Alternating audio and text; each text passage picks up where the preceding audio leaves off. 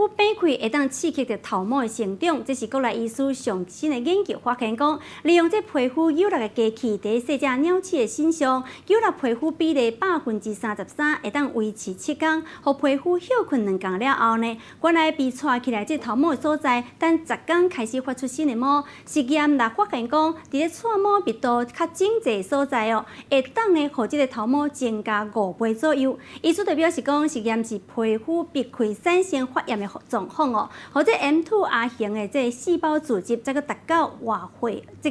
化这个母细胞，就会当呢，或者头长搁再发出来。未来希望讲会当用伫这秃头的治疗上。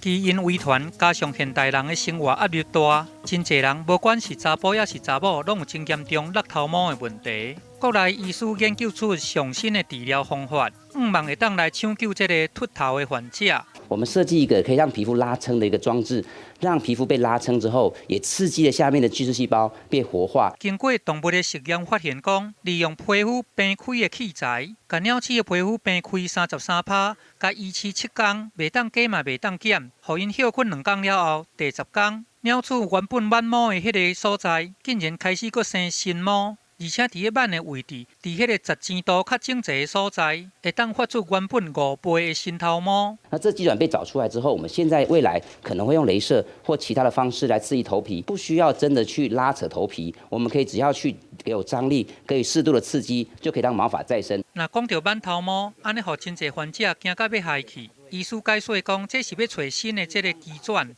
毋是真正要来挽头毛，伫这个鸟鼠的实验内底发现讲，若甲皮肤甲平好按，安尼会产生这个发红的反应，安尼会互这个 M2R 型的这个巨噬细胞斗大做伙，生产新种因子，达到这个活化母细胞刺激头毛，搁再生出来的效果。目前伫个鸟鼠的试验已经成功啊，若咱人是毋是有同款的效果？安尼就要通过更较侪的检验，这甲一般传统的这个生头毛水是讲照光治疗，透过病力，互头毛搁再生的新发现，嘛，互这个秃头族加一丝的愿望。记者综合报道。